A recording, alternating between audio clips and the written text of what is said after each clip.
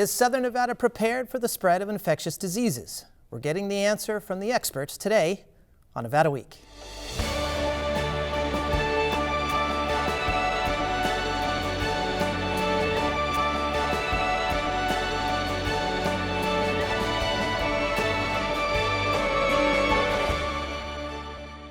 Support for Nevada Week is provided by Senator William H. Hernstat, Cashman Equipment, and additional supporting sponsors. According to an NPR PBS Newshour Marist Poll, 66% of Americans believe the coronavirus is a real threat. But according to some local health officials, you should be more concerned about catching or transmitting the flu. Everyday health officials are teaming up with healthcare providers, businesses, and government agencies to prepare for the risk or spread of disease. To discuss this rigorous preparation process, we are joined by Dr. Fermin Leguen, Acting District Health Officer at the Southern Nevada Health District, Dr. Shaba Asad, Director of Infectious Diseases at University Medical Center, and Brian Labus, Assistant Professor in the UNLV School of Public Health. Well, thank you so much for being here. We really appreciate it. This is going to be a great discussion. And Dr. Leguen, I want to start just with this. Sometimes, and this is more of a public concern, I think the terms epidemic and pandemic might get interchanged sometimes. Can you give us some clear definitions of both? Well, really the term of pandemic of epidemic is more about a geography. Epidemics are when a country or maybe neighboring countries are affected by a disease or condition. A pandemic is when that disease or condition expands beyond multiple countries, continents continents across the world. Brian, in addition to the geographical scope here, just in the maybe length of recovery, the length of being infected itself, is there any determining factors that kind of separate epidemic from pandemic? No, the real difference is, like you said, the geographic difference. What it comes down to for an individual, though, is it doesn't matter if it's spreading worldwide or just in their neighborhood. What happens locally determines their risk. So even if something is worldwide, the way your local health department responds, the way your neighbors respond, and your healthcare system responds, that's what determines what puts you at risk and how likely you are to have really serious disease and how well we can take care of you once you get sick. And local is definitely the word here. And let's talk, Dr. Asad, more just about what we're dealing with locally. Can you give us some examples of maybe some of the local epidemics that we have, that we're confronting right now? So I would say, in my opinion, the most important one right now is influenza. The other things that we're dealing with are an increasing rate of syphilis in our community, a recent outbreak of hepatitis A virus, which is nationwide but is also very high in Las Vegas, Nevada. I would say these are the three main infectious disease concerns for our community right now. When we're talking about something like influenza, and I know, again, this is something that the entire country is dealing with, not only here, but we have seen an uptick locally in the number of cases, the number of deaths. Is this something, again, when we're talking about a much larger regional area, that can go from epidemic to pandemic? Yes. For example, one of the famous examples of pandemics was the pandemic influenza H1N1, which involved multiple different countries throughout the world. Gotcha. As far as like curability here, something like influenza, of course, we do have vaccines, but not vaccines for every single strain. Right. Brian, I'm wondering, when we're looking at something like a large pandemic, and we'll bring up coronavirus just because it's top of mind, once we have some type of cure, if we do have a cure, are diseases like this curable, or is this something we just have to manage from this point on? It really depends disease by disease. Sometimes we have treatments for them that will shorten the duration of illness or more likely keep you from being hospitalized or dying. Most of these diseases will run through your body and you'll recover just given a length of time. Time is on our side. We have a couple weeks usually between when we're infected and when we recover. So most diseases that we deal with will go away on their own. But then there's other ones like syphilis. If it's not treated, it won't go away on its own. Hepatitis C, hepatitis B, things like that could be lifelong infections. The more treatments we have for things like that, we can reduce the burden in our community and reduce the spread to other people. And in addition to some of the epidemics we've already talked about on the pandemic side, have we had any major pandemic threat here in maybe the last 50 years or so that has really impacted or been a huge risk here for Nevada? If an outbreak happens anywhere in the world, there's always the risk that it could become a pandemic and could spread to Las Vegas. So it's the responsibility of public health to track those things and look for anything that could potentially spread to Southern Nevada and infect people here. So when SARS happened almost 20 years ago, we were concerned about that becoming a pandemic and having a large outbreak here. When Ebola was happening in West Africa, never made it to Las Vegas, but it was something we prepared for, something we planned for, and we're tracking every single day to make sure that we were protecting the health of the public. We also had measles outbreaks that happened worldwide. We had the ones in California a few years ago that started at Disneyland, and those things spread to Southern Nevada. So anything that happens anywhere is basically just a short plane ride away from Las Vegas. So it could be introduced, and that's why we focus on those diseases and try to prevent them before they even get here or get a foothold and continue to spread. So Dr. Leguen, it sounds like by what Brian's saying that we're dealing with the threat of a new disease all the time. Is that correct? I mean, how many new risks of diseases are coming through your office on maybe a daily or weekly basis? Well, I mean, the threat of new diseases really, I would say, is also a reflection of technology advances. So today we have, more advanced than laboratory testing and other technologies that help our healthcare providers identify those new diseases. Also, the issue of communication. Like today, we know right away that yesterday, last week, something different is happening somewhere in the world. So all this connection between advanced technology, communications, actually help us identify quickly that something new is happening. I want to talk a little bit just about the risk that we have here. We are a very unique community, geographically, economically, even demographically, Dr. Asad. Does that mean that we have a heightened risk at all for the spread of any type of disease? I couldn't agree with you more. You know, the very fact that we are a tourist-based city, we get millions of travelers from throughout the world every single day. So honestly, if there is an outbreak of any infectious disease throughout the world, we need to know about it and be prepared to deal with people coming in from outside the country that may have that infection. If I might add something to that question that you had just asked, you know, something that is fascinating about infectious diseases is it's probably one of the few fields in medicine where your target or the organism that's causing problems is also constantly evaluating. So there is always a risk of a new outbreak because these are organisms that are evolving and changing. Just to give you an example, about a decade ago, nobody had heard or talked much about these multi-drug resistant bacteria that we now see in our hospitals.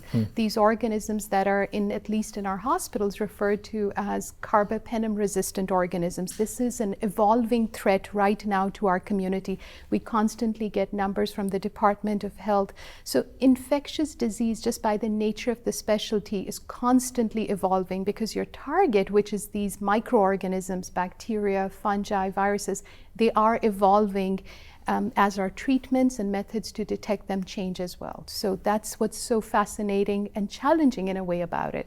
Fascinating, challenging, and also concerning if they're evolving absolutely. At that level. And Brian, let's talk a little bit more about this on just maybe the epidemic level. First is, if we are confronted with this and these types of evolving issues, how well are we doing then managing these if we're talking system-wide here in Southern Nevada? We have a health department that's able to respond to all the challenges that are put out by our community. We know that diseases are coming in all the time. We know that people are bringing diseases to Southern Nevada all the time. And so our system is built around that idea. We're always doing surveillance for disease. We have a system in place to respond to any outbreak that's actually there. And even if it's a brand new disease we haven't seen before, we have public health methods we can use that will allow us to stop the spread of the disease, even if we don't have a vaccine, even if we don't have a treatment, even if we haven't identified what that bacteria or virus is. Can you expand on that? What are some of those methods? So we have things like isolation and quarantine. If a person gets sick, we want to put them in a hospital room where they can't spread it to other people. But beyond that, a public health measure we frequently use, and one we're seeing with coronavirus now, is we use quarantine, which means we take people who have been exposed and we keep them away from other people so that if they were to develop the disease, they wouldn't spread it to the next generation of people. So if you start with a sick person and kind of make a ring of people around them, you can essentially contain that even if you don't know what it is. So even if we haven't developed that lab test yet or the treatment, we still have public health methods we can use to control disease. Gotcha. In addition to that, Dr. Leguen, what are we doing really, really well? Well, I would say locally we have a very strong partnership with healthcare providers and institutions here. Also with the community at large, even the private sector, large institutions, all of them really collaborate with us. For example, we have quarterly meetings with the top management of all local hospitals, and anytime we have a meeting, we really have very good audience there. And that's where we discuss collaboration about multiple issues that could be happening in the community. And you mentioned the private sector too. What kind of communication coordination do you have going on there from the health district's office? Well, for instance, something like this coronavirus or any other condition, we share information with them about what's happening. The same way that we disseminate information to our physicians, laboratories, and other healthcare providers, we do the same with the school system, we do the same with the Las Vegas Convention Center and other private institutions as well. Dr. Asad, let's talk about maybe some of the challenges, especially on the clinical sense that you're dealing with on maybe a hospital per hospital basis, that you think maybe we could do a better job here. What is it that we could do differently or better? I'm not sure I can answer. I have a good answer to that, because to be fair, we try our best with the resources that we have available. Now, I work primarily at University Medical Center, which is a county hospital. So the kind of patient population that we deal with is a little bit different from what you would see at large private hospitals, right?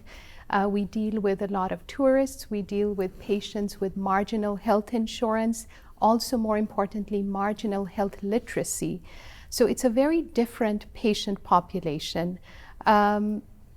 Things that we could improve on is probably resources, but I'm sure pretty much every large healthcare system could do better if they had more resources.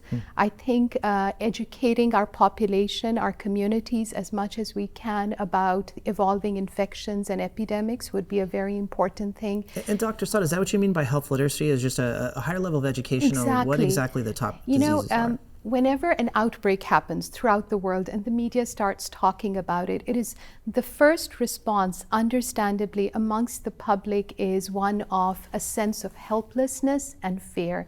And in my humble opinion, the antidote to that fear and sense of helplessness is knowledge. So if we educate our communities about what the disease is, what are the appropriate measures they can take to prevent getting that disease, and if they do become sick, what they need to do, I think that calms down the fear in the community, and I think that we are better capable of controlling the spread of the disease that way. And maybe let's use hepatitis as an example, something you mentioned that we have an increase here. How does that, maybe that educational outreach, or is there some other solution that we need to be talking about when we're seeing these upticks? And maybe I should start that question by, why are we seeing these upticks? Interesting. So since just a little bit of a background as far as the hepatitis A outbreak throughout the United States and Clark County in particular, going on since 2016, the latest numbers that I saw was something like 28 to 30,000 people with acute hepatitis A infection, many mortalities associated with that as well.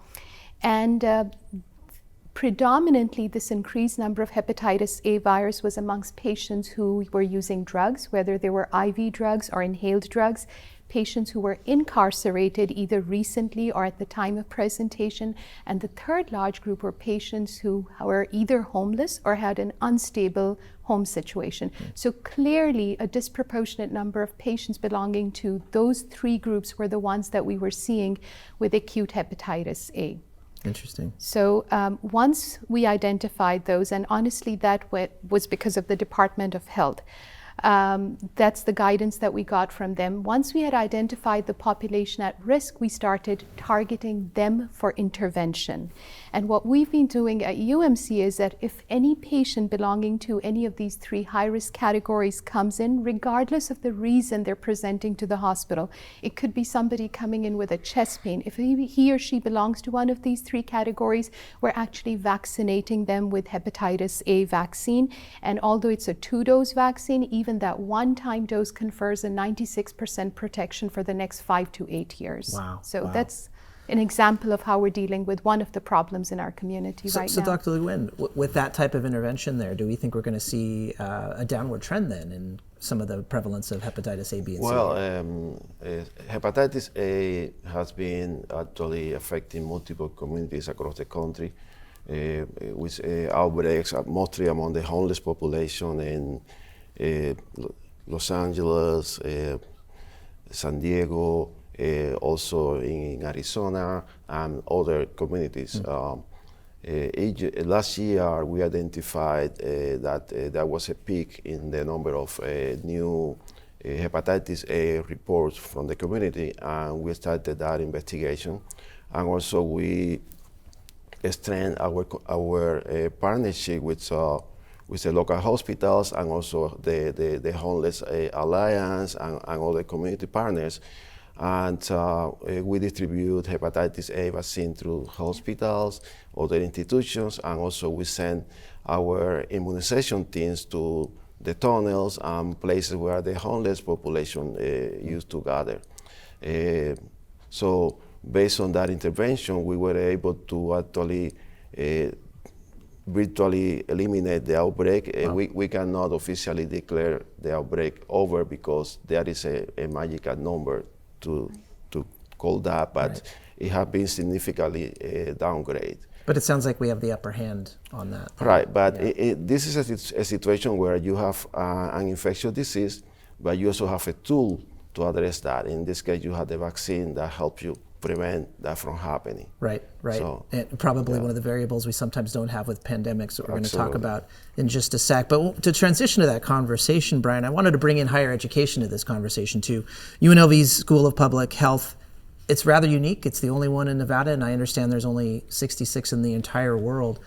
When we're talking about something, hepatitis or any other epidemic or pandemic even, what benefit does that bring our community, our state here, by having a university so close to us, studying this, but also educating our public? We're basically trying to produce that next generation of public health workers and public health leaders. So we have students going through our programs learning how these diseases spread and the way that the community can respond to a particular situation to stop spread of disease. So we have an undergraduate program in public health, we have master's and doctorate programs in it. We also have programs on the healthcare administration side where they learn to manage the healthcare organizations that are dealing with these particular situations. But by having these programs here locally, we can train people on what's going on here in Nevada. Hopefully they'll stay around after they graduate. Of course, we want them to go all over the country and spread the word about what we're doing here. But we can basically create that next generation of people that are able to deal with these threats. And maybe we start with that. We have pretty widespread workforce gaps when we're talking about just our healthcare system in general, especially physicians and nurses. When we're talking about something like epidemic, I don't want to assume too much, but I'm going to assume that the amount of personnel that we need to treat something like this, if it were to hit this area, goes up exponentially. For one thing, can we close that gap on our workforce and be able to have the capacity that we need? Well, there's two different parts of that. There's the public health workforce and there's the healthcare workforce. So when an outbreak happens and you have thousands of people showing up at a hospital, you don't need 1,000 more epidemiologists to track how many people are there. Yes, you do need a few of them, but you don't bring them in just at the time of an outbreak. They work year-round to identify these problems and track things that the public never hears about. The gap that we really see when an outbreak occurs, like they're seeing in China right now, is a shortage of healthcare workers and healthcare beds just to take care of that sheer number of sick people coming in all at once. Building a public health workforce is a long-term thing that provides kind of that the background prevention all the time. One of the problems we have in Nevada is we're basically the bottom of the list, like we are in a number of other things, in funding public health. So the money is just not there to hire people. I'm sure Dr. Leguen could handle twice as many people there and still have jobs for them and be able to do things. We just don't have the funding to do those sort of things in Nevada. We don't put a priority on public health here, and that's why we're at the bottom of the list. And so it's a big challenge to put that system in place to prevent these outbreaks and track them. And then there's that whole separate issue of the healthcare system and all the limitations we have and just the number of staff and beds and things like that. Dr. Asad, let's talk more about that same conversation specifically at the hospital level when you're planning something or preparing for something like a potential pandemic. Mm-hmm. What kind of process does your hospital, UMC, go through to make sure that you're ready for something like that, particularly talking about some of the capacity issues that we might have here? Okay. So when it comes to any epidemic or possibly evolving pandemic, I think the very first thing we look for and are constantly communicating is with the Department of Health. They have a Department of Epidemiology and Surveillance that constantly keeps a track on any evolving infectious disease concerns, not only throughout the world, but also locally. The moment they feel that the threat is exceeding a normal expected level, they communicate with us very closely, which, by the way, in my opinion, is one of the strengths of Las Vegas. I've worked in several different cities, but I haven't really experienced this close a working relationship with the Department of Health in any other city. So kudos to our local Department of Health. Once we get numerous alerts from them every week, every month about what's going on throughout the world, what comes on locally. Once we realize that something is an emerging concern for us, then we get together. At UMC, we have a very active infection control department and an infectious disease department, and these are all hospital-employed physicians and healthcare providers. We get together and review the degree of the threat, and then we come up with a plan. What goes into making that plan is actually the information that we get about the particular infection involved. Usually look to both the Department of Health as well as the CDC for guidance as to what exactly is this pathogen that we're talking about, what is the morbidity, mortality, are there any kind of treatments available, or what are the preventive measures available. So just very briefly to put that discussion into, for an example, when the coronavirus, when we started getting bulletins from the Department of Health that, hey, this is a evolving concern throughout the world, and since we are receiving a lot of travelers from outside the country, you will see patients. We then got together all our information about the disease. We went to the CDC to find out what kind of precautions they were recommending. We wrote out protocols for our ER to deal with patients who walked in with a specific criteria that would be a high concern for the coronavirus. We identified the rooms in the hospital where we could place those patients under airborne isolation. So we're almost out of time, and I actually want to transition really quick, if I can, Dr. Leguen, to just, Dr. Asad's talking a lot about the communication between the health district and the hospitals. Let's talk just really briefly about the communication between the health district and the public here too, dealing with something like coronavirus, since we were just talking about that. What exactly is the process to make sure that the right information is getting out to the public? Well, what we do is we try to gather information from the CDC, World Health Organization, and other agencies across the world, just to learn about what is the latest happening with this particular condition, and then based on that information, we create a message that is going to the community. But also we create a message that go to the providers or institutions. Of course, those two messages are framed differently because it's a different audience. But right. We just try to get the message across that something is happening there, and how could you prepare yourself or your family to prevent that from happening to you. And Dr. Leguen, if we wanted to have more access to these resources, more information, where's a good resource to go? Is it just the Southern Nevada Health District's website? Well, we have our website. Also, we distribute that to multiple institutions. We also do press release, so it usually comes across in the media as well. Community-based organization, multiple groups that we disseminate information out there. What are some of the key things that we can do to prevent something from spreading, no matter what it is? Well, the biggest thing we always talk about is hand washing in public health. Anybody you ask in public health is always going to promote hand washing. But I want to talk about something very Vegas specific, which is not going to work when you're sick. We have a huge resort industry here. We have so many restaurants that are renowned throughout the world. You don't want to be causing an outbreak at that restaurant. If you feel like you have to go to work to make money, you put other people at risk. And so as an individual, don't go to work if you're sick. It's much easier to say that than actually get people to follow it, because it's a system-wide issue where we don't have sick time. We don't have people making their incomes if they can't go to work. And so that's always a challenge we face. We tell people, well, don't go to work if you're sick, but who's going to pay your bills if you don't do that? So it's something that individuals have to deal with in Southern Nevada, but as a community, it's something we need to look at and think about how we treat sick people and make sure that we're not giving them some incentive to work while they're sick because they don't get paid if they don't go to work. Does the Southern Nevada Health District work with the private sector to make sure that they are understanding and accommodating to individuals that are sick?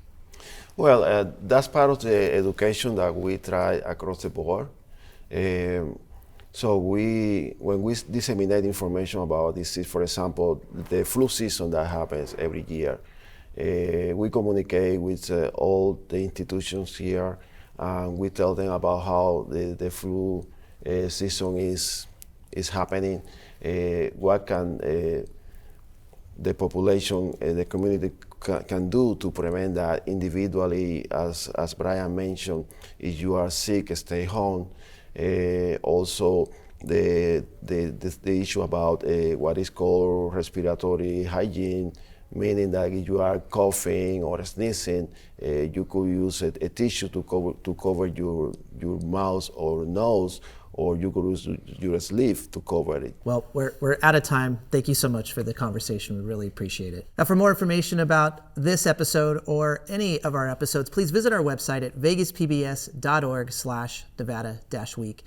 You can also find us on social media, always at Nevada Week. Thank you so much.